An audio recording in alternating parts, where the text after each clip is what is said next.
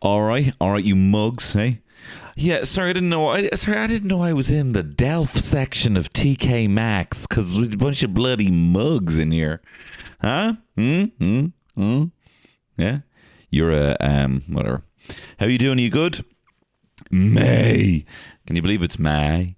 It is May. Don't mind, it's gonna be. It is May. You know. Tell you, JT, he's like, yeah, please just keep talking about those memes because I really want to take the focus off me. Ruining Janet Jackson's career, whatever. How are you doing? Are you good? Getting your son, Ian? Huh? I remember my mate Joe tried to use sun in. That was like bleach. Now, I actually did bleach my hair, right? This was pre-Eminem, right? I had a step and I had blonde highlights. I looked fucking sorry. You got to learn to forgive yourself. Forgive the boy. Forgive the little chubby boy with a mushroom head and blonde highlights. You have to forgive this boy, okay? As much as it pains you. So that's what I was rocking. Like a little sherbet, like, you know, a little swirly head. You know, like all those like red and white little candies. That's what I looked, little candy-headed boy. And I was rocking glasses before I actually needed prescription glasses, kind of like Bono's. You know, the way Bono just walks around with glasses. They're a bit tinted. I was walking around with them and a bucket hat.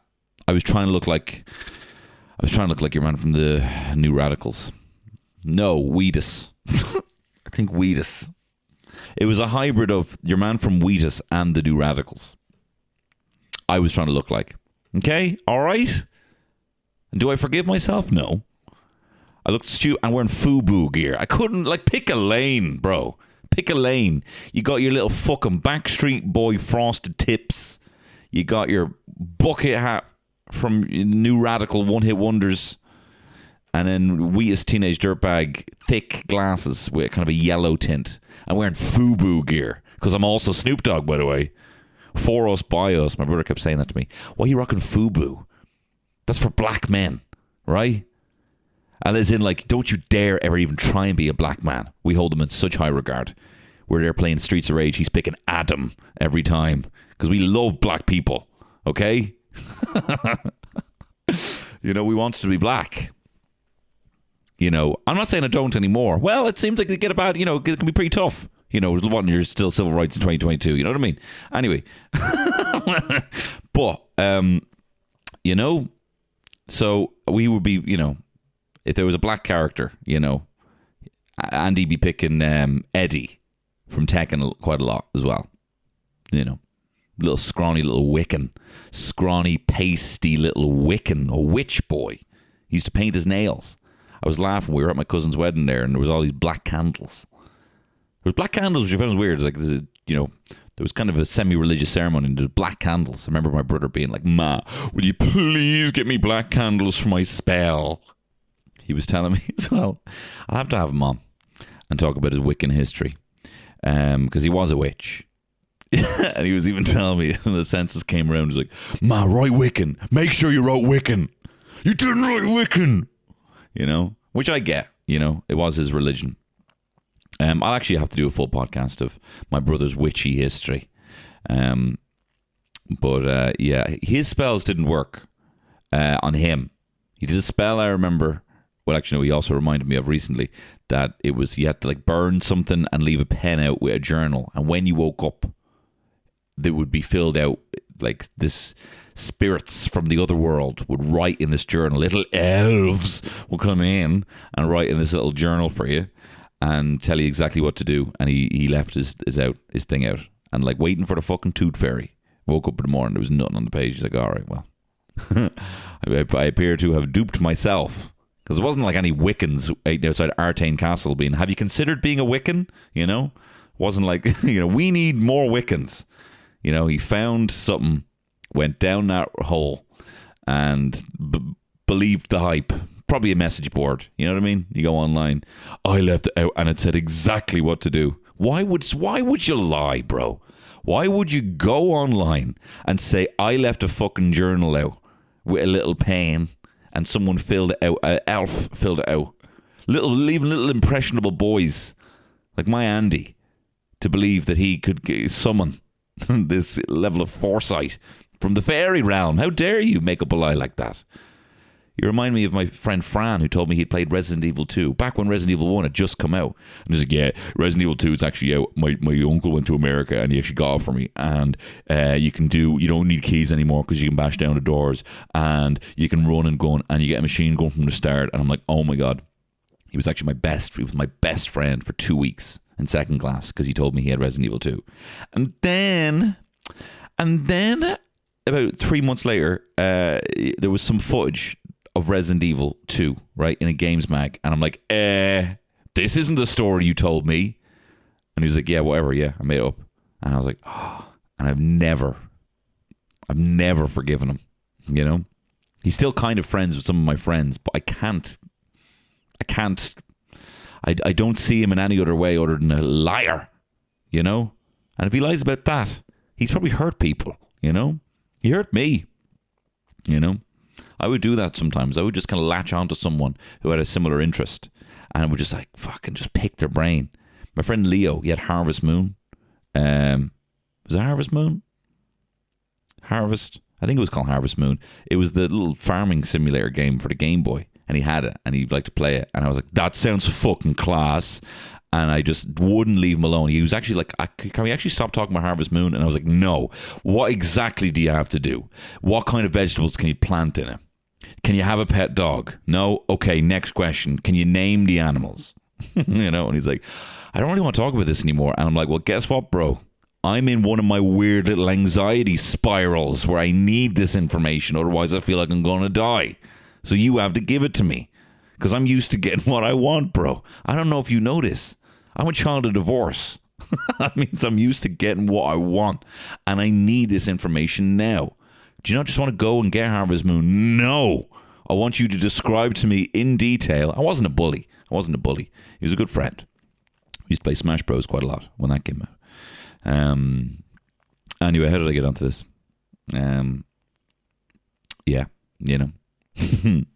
Anyway, we're not talking about that today because that's not a mainstream subject. We're talking mainstream here, bro. I am getting my sexy little tush to the top of the charts, right? You can call me, I was going to say Jimmy Savile because I was going to say Top of the Pops. So I'm not going to do that. Thought that documentary was shite, by the way. I don't, look, this is a very awkward situation to be in as a documentary viewer, right?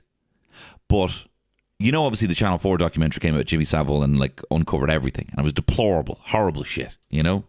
And like, why do we watch this shit? Like, you know, why does, you know, my wife tries to rationalize her interest in true crime because it's a thing. She feels vulnerable as a woman. And she kind of has this warped idea that she listens to it to hear how things could go down so she could maybe protect herself, or she just wants to know. Not that she would even be in defense, but she just wants to know what could happen, you know? And I'm like, well, I don't, you know, I just find it a bit morbid, a bit of a morbid fascination, right? Any kind of weird documentary. And like, you know, those kind of like bestseller ma'am books, you know, being like, you know, they're called, you see them in W.H. Smith's in the airport, you know? The only time you ever go into a bookshop, #1 bestseller, some crying woman, black and white photo. Titles called like, you know, Husband Daddy. My daddy was my husband and I didn't know. And I don't know where my kid is, you know? Like awful titles. You're like, why are you reading that? That sounds awful. And what I didn't actually realize until recently is just it's not an interest, but there's certainly an idea of a shared trauma for women. That women kind of, you know, not broadly speaking, but it wouldn't be very familiar for me. It's the same kind of thing where, you know, traditionally a male partner might say stuff like, well, why don't you just go therapy then, you know, or why don't you tell the police or whatever, you know, any of this shit, you know, any of these kind of situations, like, can I just solve this problem? And, you know, we're just trying to, you know, people are just trying to share trauma, you know, a woman or a man, but, you know, traditionally women, you know, bond over a kind of shared injustices and trauma and that kind of thing, you know, and kind of empathize through hearing awful things like that, which I don't fully understand. Anyway, I'm watching this Jimmy Savile documentary. But I want to understand. I do want to understand, not to be flippant with that. Oh, I don't understand bloody women stuff. I get it. I do get it. I just don't do it. And that's why I probably am going to fucking magicians for therapy. That's why I'm probably going to a hypnotist 3 times and it not working, and looking for hot Australian dudes just to tell me what to do in some sort of dom sub life coach fucking thing that I'm on a track for these days. So yeah, maybe it's better that way, you know what I mean? But I'm watching this Jimmy Savile documentary, not the Channel 4 one, this Netflix one, right? And it's 2 parts. And the first part, I kind of get what they're doing. The first part is trying to like build up, try and remind people what the myth. Jimmy Savile is now shorthand for, twisted fucking monster, right? People just say that, it's like a throwaway, Jimmy Savile. But what it used to be was, icon. It was best friend with the royals. It was good charity doer, runner, bit of a weirdo, but heart of gold, working class. Everyone loves him. Makes kids' dreams come true when Jim will fix it and all that sort of stuff. So it's like a good 2 hours in the first part, getting up to kind of paint the picture of him being good. But I was watching it and I'm like, and then I was like, come on, we not like get to the fucking awful shit, but then also like, yeah, do get to the awful shit. You know what I mean? And then I'm feeling weird. Like, what's my old thing? We want them to speed up to the awful shit. We get it. Everyone liked them. Get to the fucking point. And the point is, tell me all the horrible shit. You know what I mean? But like, I don't feel like, like I don't want, but like if we're watching it, you know what I mean? Like, I don't want to know. I don't support it, and I don't even want to have to fucking make peace with it, to be perfectly honest. I don't want someone slowpoke editing, making me feel like a twisted little freak just because I want to know what happened. I'm like, I get it. He was chatting to Prince Charles. He wrote them letters. You know what I mean? Anyone else? Anyone else? You know what I mean? It's not even like I want to know. But I'm like, I didn't come here for a fucking, a lecture on the state of... It wasn't a very good documentary, anyway. So look, with that, the sponsor of this week's podcast is the Dubliner Irish Whiskey. The Dubliner, very proud sponsors of the Bureau de Change Song Contest. They very generously supported towards the contest, which was a wonderful night. Hopefully you made it. And that's the sort of thing that this cool brand, this whiskey brand do, right? They host gigs in their distillery for people like Michael Fry and Killian Sunderman, which actually I'm going to be emceeing one of their gigs on May 19th. If you're around then. Probably sold out. But they do stuff like that, because they're a fun, cool brand that make a fine-ass tasty whiskey, a fatwa, right? That's shorthand for fine-ass tasty whiskey, a fatwa, right? That's what I call it anyway. And if you want to get yourself a nice tasty whiskey, go to thedld.com. Or you can go to Dunnes Stores now and pick yourself one up. See, they're mad. They take a lovely tasty whiskey, they put it in a different barrels, make it taste all different, right? One of them's a bourbon cask. That's when you get your green label, Dubliner. Then they also have one that they age in smoked stout casks, give it a bit of a smokiness if you're making like a whiskey cocktail. And it's an Irish whiskey, and it's distilled, and it all based in the Liberties in Dublin. So do check them out. thedld.com or in Dunnes. The Dubliner Irish Whiskey. Anyway, look, it's mainstream May. I'm talking mainstream topics. Look, people think I'm a niche comedian. I'm a nice comedian, but throw H in there. H from Steps in there, because I'm also a niche. No, I'm not niche. I'm mainstream. I forgot what I'm talking about. Listen, I'm a mainstream comedian, and I have mainstream references, right? I'm a broad comedian.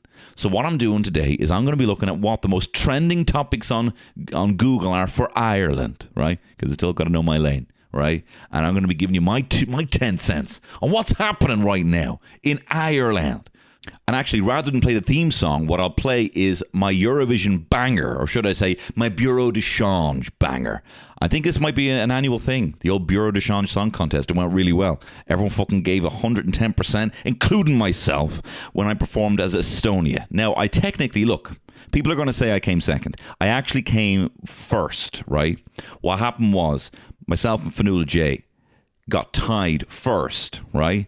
And look, there was no real, we didn't really check. There was no real rule book, right? So, it could have been that we just decided, hey, I guess we both win. That can happen. You know what I mean? But we didn't do that, right? What we did instead was a kind of a sing-off. And maybe some people clapped louder for Fionnuala. Maybe. You know, it's difficult to say. There was a science to the voting. There was no science to the clapping. We actually didn't have like a decibel reader in the house. So who knows, you know, but we both won, you know, is how I'm, you know. That's the first thing I said to Terry, and she's like, so you came second. And I'm like, no, I won. And I was so stone-faced. she actually cried laughter for about 3 minutes just looking at me, because she genuinely believes that I think that I did win. And I kind of do, because I have a weird thing where I do that.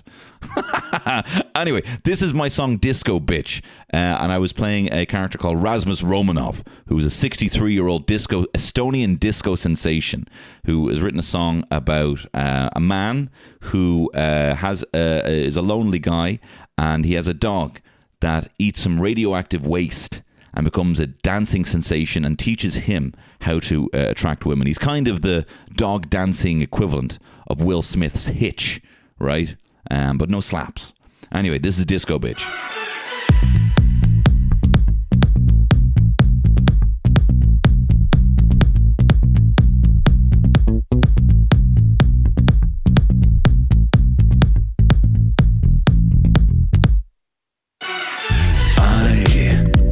A little virgin man, no woman, no romance.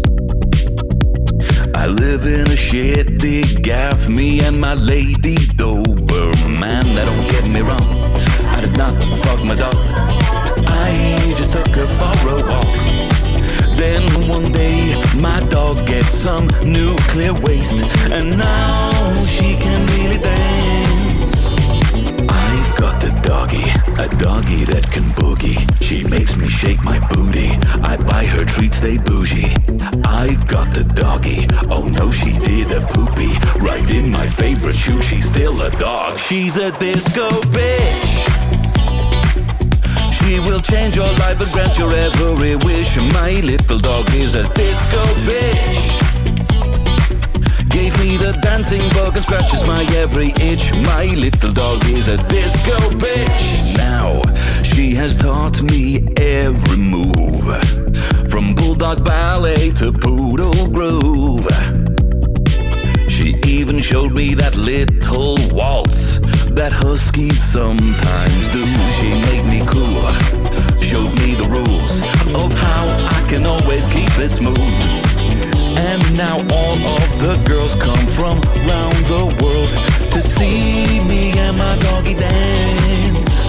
I've got a doggy that can boogie. She taught me how to dance, but she's a dog, she's a disco bitch. She'll change your life and grant your every wish. My little dog is a disco bitch. Gave me the dancing bug and scratches my every itch. My little dog is a disco bitch. Now you sing, doggy. Disco bitch.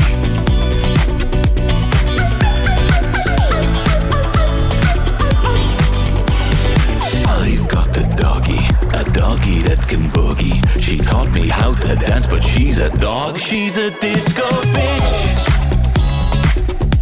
She'll change your life and grant your every wish. My little dog is a disco bitch. Gave me the dancing bug and scratches my every itch. My little dog is a disco. My dog's a woman, my dog is a woman. My dog is a disco bitch. Disco she bitch. Her human, a sexy to women. My dog is a disco bitch. She's a disco bitch. That was Rasmus Romanov there for Estonia. No, it was a wonderful night, and a big shout out to Adam Shanahan, who co-wrote that song with me and produced it, and he's fucking brilliant. And if you actually just want to have a pop banger win the Eurovision for you, go see him. And a huge thank you to Cormac as well, who was on the guitar, and Rachel, who did backing vocals. Everyone came out and really, really appreciate it. Thank you very much, guys, for helping me come first. Who's to say who won? But I came first. I'm twisted. Anyway, look, I'm a mainstream kind of guy, right? People think I'm a niche comedian. I'm actually a nice comedian with a bit of H from Steps thrown in. Niche, okay? And I am going to be talking about some mainstream topics. I told you this is mainstream May, right? I'm done with being a niche comedian. I'm done with the Star Wars shit, right? I'm done with hot cats, right? Fuckable cereal mascots, okay? I'm talking niche. I'm talking what's, Spencer Pratt at or whatever, right? I'm now into the hills or whatever. Right? What's I'm now into the young Fury brother. What's his name from Love Island, right? This is our shit I talk about now, okay? I talk about Dua Lipa now all the time because I'm a mainstream comedian. This is mainstream May. So I'm going to be looking at the Google Trends for this episode. Anyway, there will be more mainstream topics for mainstream May coming up. But for this episode, I'm going to be looking at the Google Trends for Ireland and telling you what I think about them. Okay, so in reverse order, I'm going to be looking at the top 10. Okay, in reverse order, Haaland. Apparently, Haaland is close to a signing for Man City. Oh my God. Erling Haaland. Let me tell you about this Erling Haaland guy.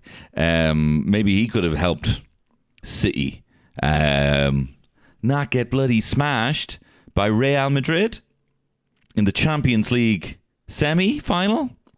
Let's read about this clown. I hate this guy. As you know, I'm Liverpool through and through. So I hear any player's name that isn't Van Dijk, Mo Salah, right? Sadio Mane, right? I hear anyone that is not those names. I'm Man City. I'm livid. Okay, so who's this guy? Borussia Dortmund striker. He's a striker. Well, that's great. Hopefully, that should mean more goals for the bloody the Mancunian Blues, right? Apparently this guy, what do you hear this guy? Scored 61 goals in 66 league games. So hang on, 61 goals, 66 games, 6-1, 6-6. Take the one out of it. What is there one of? The devil. What's his number? 666. Is anyone talking about how Erling Haaland is actually the devil? Maybe he should play for Man United. Any good? See, this is what this fucking podcast has been missing. Sporting references. Everyone's loving this, right? All right, next up. All right. Next up, it just says teams, right? The 9th most searched thing is teams, but this could be anything. Are they talking about the Lions team? Teams. Oh, I think it's just people trying to find Microsoft Teams. Shorthand. Okay. Yeah, because no one has it. Guess what? This fucking thing, right? Microsoft Teams. Hey, guess what? If it's in my diary and it's Microsoft Teams, guess what? I'm going to be half an hour late. All right? Because of you. Get over it, bro. Zoom won. Microsoft lost. I can't believe it. There was a verb for video messaging. It was called Skype. There was a theme song. Boo, beep, boo, what? Beep, boo, it. Right? How did you lose? Because it was all your login shit. It was all, no, can we log in? Make sure you log in. That password's not recognized. That password's not recognized. Oh, whatever. Start up a new password. You can't use your old password. What?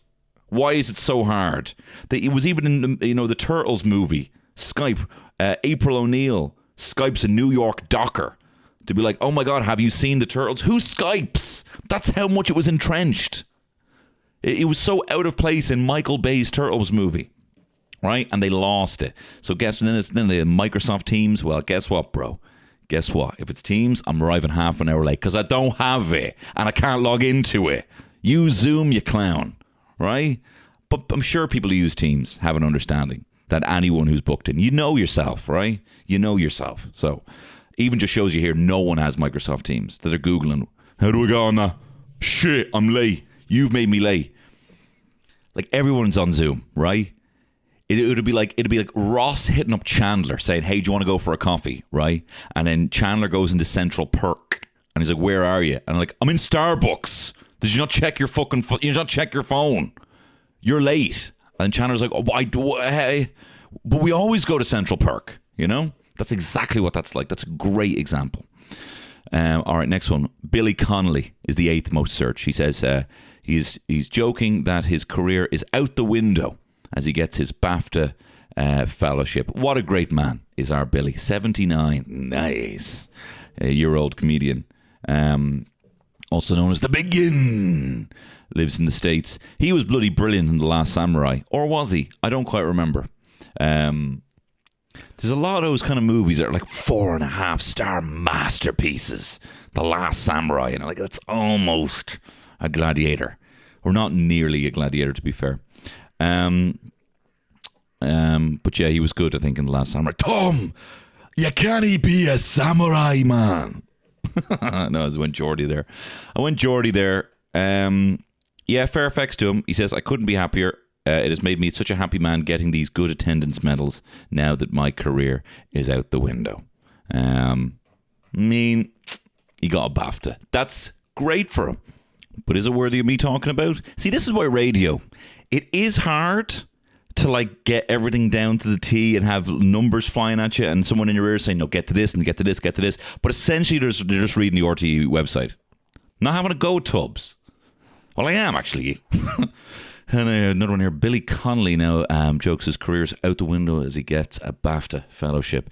As you know, the 79-year-old Scottish comedian, also known as The Big In. He lives in the US now. He wasn't able to attend in person, but he recorded an acceptance speech. And it was, I'm reading the article here. It sounds like I'm saying it myself. I actually remember he was honoured on Sunday for a career. Jesus, that's spanning more than 5 decades now. He's actually got Parkinson's disease. He actually said, I'm very proud to receive this. Life is good. And I haven't been on this stage for about 2 years. This is kind of nice. It suits me. I remember that. I'm reading this article. See? It sounds like I just know that, right? Anyway, next up here. I could do the radio. Paul Heaton has been Googled, which is probably a change. It's probably nice, good for him. Paul Heaton from the House Martins and what's the other one? Beautiful South. Well, I guess you could say it's happy hour again, because Paul Heaton's actually funding free drink in 9 pubs around Ireland yesterday for you listening on a Tuesday. But if you were around yesterday at Keogh's in Dublin, that's one of the pubs. 60 pubs across the UK and Ireland for his 60th birthday. He's put $1,000 behind the till for 200 pints for people to raise a drink for him for his 60th birthday. 60 grand he spent, which I wouldn't have thought he had. Beautiful South, they're all big. If you don't remember, if you've never heard Happy Hour by the House Martins, it's probably their only banger that I like. I actually haven't really given them a chance, but this is a fucking bop and a half. Listen to this.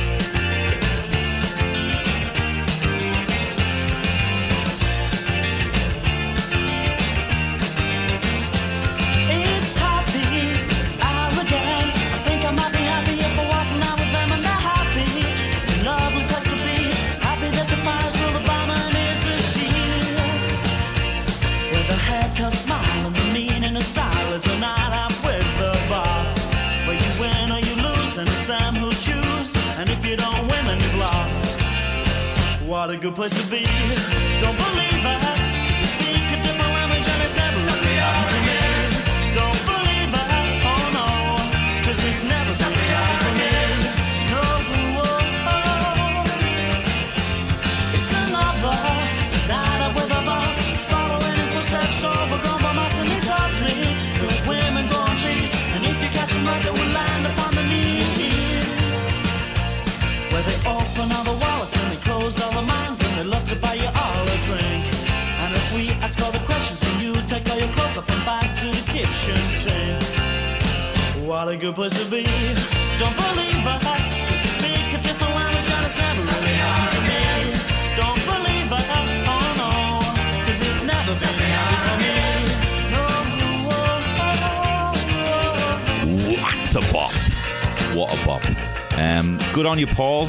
Nice one, mate. 60 grand. He was doing it because he wanted to play 60 gigs in pubs around the UK and Ireland and didn't get to do that. So rather than actually make make 60 grand, he spent 60 grand. What a legend, bro. What a fucking legend, bro. That's a real humanist thing to do, isn't it? Just give everyone a pint.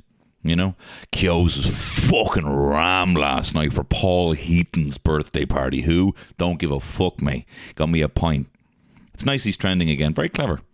Very clever. 60 grand would have never got him this level of marketing. Good on you, Paul. Do I have anything else to say about that? I think I'm going to do something similar for my 60th, right? Hopefully in a world in 2047, right? 2047, I'll be 60, all right? And what we'll be doing, hopefully VR will become, accessible, but we're not all in it all the time, like in Ready Player One. You know what I mean? We enjoy it for sometimes, but we're not like in it the whole time. I actually think I think things are going to detach. I think there's going to be a big shift where people are becoming less entrenched in their phone. I actually don't think augmented reality glasses or VR will actually get to the level. I think people will balk at it. I think there will be a big push for it by a massive corporation, and people will be like, I don't like where this is going. I think it'll get too greedy, too fast, and people will go for something more naturalist. But as a kind of part-time hobby, it will still be quite impressive that you can do that you can jump into like a fucking Michael Bay flick that you write with yourself, with your mind, right? So we'll all do that. But I'll also, right, hopefully ganj, man. Hopefully ganj will all be legalised here, right? And I'll just roll up 60,000 bifters and I'll send them all out to everyone. Well, actually, how many does he do? 200 pints he's doing across 60 pubs. 120.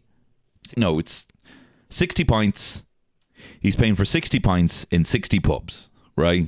So that will be 3,600. Pints. So I'm going to roll 3,600 bifters and then meet me in Pride Rock with a Nala crew. You and me. We'll all be there. All of us. 60,000 of us hanging out with loads of Nalas as far as the eyes can see. Anyway, next up, 6 most searched topic. This is all mainstream. This is mainstream stuff we're talking about here, right? Rangers, right? Everyone's talking about Rangers, right? Everyone's talking about these goddamn Glasgow Rangers, man. I'm a Catholic. Look, I don't know about you, right? But when it comes to my football, I like to believe that a God impregnated a child and she is forever a virgin, okay? And her entire body's in heaven. That is the most important thing to me when it comes to football. So I cannot stand these Rangers crew, right? The idea of a woman... The idea of the person giving me the sermon being a woman drives me with pure rage. So that's why I'm Celtic through and through. Another thing, the idea that the man who actually is giving me the sermon will have sex also makes my blood boil, right? Word of Christ doesn't come into it, really, right? But those things are so important when it comes to my football. So I'm fucking delighted to see the Rangers lost to Celtic, I believe. Did they? Recently. What are people talking about? These things are very important to me when it comes to my football, guys, all right? I go into the ILAC Centre and I go in there. I probably spend about 400 quid a week in the Celtic shop in the ILAC in Jervis. Not the ILAC. In Jervis. I go in there. I got cash to fucking burn, right? And I'm buying everything stripy. Remember, my cousin saw one time a guy who had a Man United jersey sewn up with a Celtic jersey, right? So it was split in half. It was a Celtic United jersey. That was a trend for a while. 2 jerseys, right? Two sides of the soul, right? And on the back it said fucking 2-pack on it. Can you get any better than that? Celtic and United, fucking 2-pack on the back, right? It's actually a good point. So man, I'd love seeing Rangers do bad. And all their women... Goddamn women priests, man. It drives my bollocks out the window, man. What's next one? Flights. Everyone's looking up flights. That's the 5th most searched thing on Google today, as of lunchtime, is bloody flights, man. Oh my God. Why? There's an airline strike in Nigeria. But why would the Irish? Not to say the Irish don't care about Nigeria. Flights. I think people are just looking up flights. Oh yeah, the flights, like what Maz do. They check the teletext to see when you're coming in. I saw it on teletext there, and I couldn't see when you were coming in. It is hard, and it doesn't always give the terminal. And I also don't want to be like a choosy beggar. You know, Mac, can you pick me up from the airport? What time is your flight coming in? Fucking Google it. Fucking make it the top 5 search thing on Google, right? Just fucking Google it. And I know I'll see you. No, you're not going to get arrested in departures. We don't need to be panicked, right? You're going to be up there in departures. You're going to be up at the very end like you normally are for a quick exit. Why are you asking me? With the greatest respect, thanks for the lift and all. But why are you asking me what flight? Look it up. No, to be fair, the least you can do is text your man what flights. Flights. When are the flights coming in? There's always a panic. So what if you're waiting around? You can go to Costa for 20 minutes. Do you know what I mean? You've already been waiting like 5 hours in the entire travel experience. And then the last bit has to be exactly to the second. Has to be exactly to the second. Like, yeah, I've been sitting for ages. I can also sit here, right? You get to the airport and then all of a sudden you're at Dublin Airport. And even people who are arriving are like, well, why is my man here right now? I went to London Airport 3 hours early to get on this flight. I sat on the plane for like an hour and a half, all be told. Then I was sitting on the flight for like half an hour, and then I was waiting for my bags for another 40 minutes, right? And then I had to queue to get out, and now I'm through this, and why aren't they here now? It doesn't make any sense why that is now. This is bullshit. You know? So I get that. Maz, flights. Check teletext, okay? And tell me if there's any funny jokes on there as well, okay?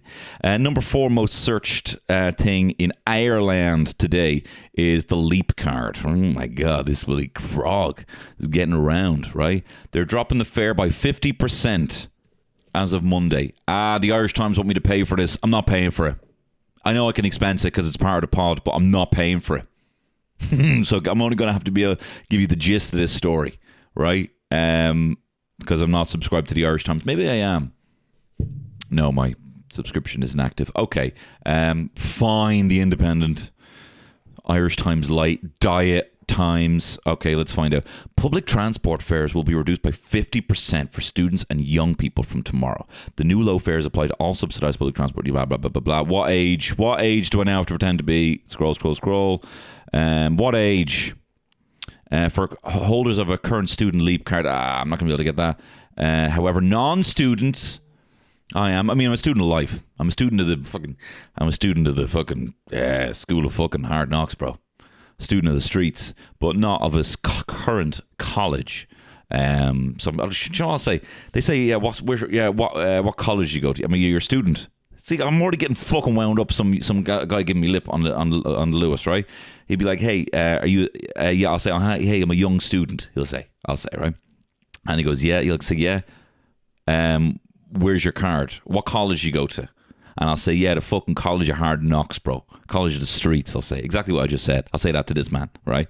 And then he say, "You're right. Well, I need to see your Leap card." And I'm like, "Here's the only fucking card you'll need." And guess what? Middle finger, right? I know it's a tough gig, and I'm a bastard for not paying the times that I haven't paid. Anyway, so it says, okay, so it applies from Monday, May the 9th. That was yesterday. And customers under 19 already benefit from the child 16 to 18 Leap card, which is valid up to the day they turn 19. So I'll have to apply for a young adult card. And I'll have to be under 18. Great. I could pass for that. Minister for Children and the Youth, Roderick O'Gorman, said, I see his name around, I just keep going, Roderick O'Gorman, which he doesn't deserve. Well, I don't know, maybe he does. Said 50% reduction will have a positive impact for so many. Oh, and so articulate as well, Roderick. Okay, well, I guess I'm 18 now. Okay, what's happening, kids? I love fucking cutting Funko Pop heads open and seeing if there's a brain in there, right? That's the sort of shit I'm into because I'm a little TikTok star. For lunch, fucking Tide Pods. They're called Persil here. I eat Persil Pods for breakfast and I spend my afternoons cutting open Funko Pop heads to see if there's anything in there, right? I do dances with lads who have little tufty bits of their hair, little curly hair. I have a little curly hair. Because I'm a young fella. Okay, good. We have that one done. That was the Leap card. I'm 18 now. Today FM. It was a big search. I think that's likely people just wanting to hear Today FM. And I love that about Google. You know, you could just bookmark things. Or like, no, how do I get to it? And then, you know, I don't know what it is. What is Today FM? I need to know everything about Today FM. And just click. It's like, imagine asking, like, you're going to this all-seeing God, this omnipotent being. And you're like, Today FM, what is the concept of Today FM? And they give you every bit of, in a second, every bit of information. And you're like, yeah, I already know, dickhead. Yeah, I know. Just bring me to the website. Yeah, I wasn't, didn't want your whole life story. But that's what's appearing on your Google page when you ask Google for Today FM. All right. Number 2, Angela Scanlon's eating disorder. Angela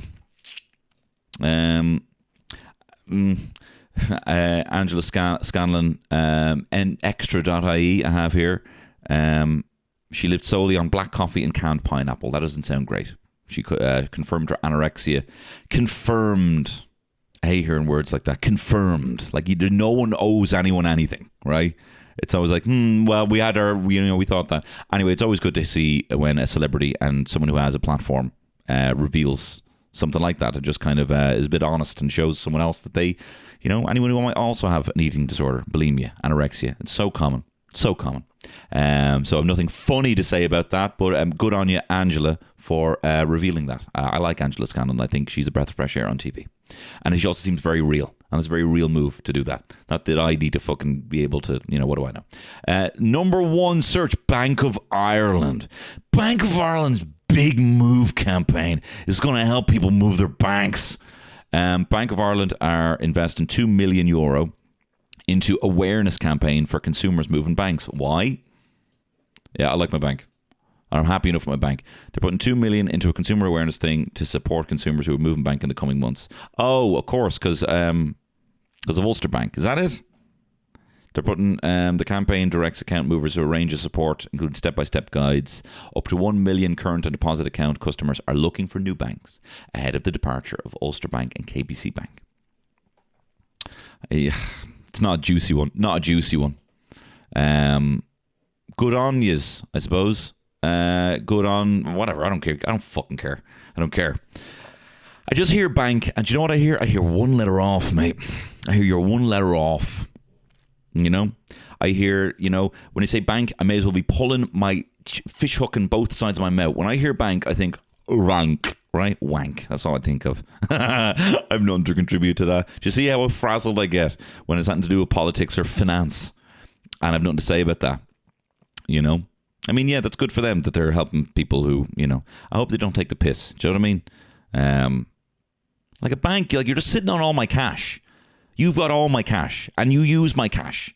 You take that cash away and you give it to other people, I have no input on banks. I have nothing to do on banks, as you can tell. I'm struggling here, but I hope you've appreciated this as a real petered out one. Hang on, what was the biggest search of last week? What's a real time search? Something juicy. Paul Heaton, Cape Town Earth, right? That was looked up here. Cape Town has been ranked the greatest fucking city on planet Earth, mate.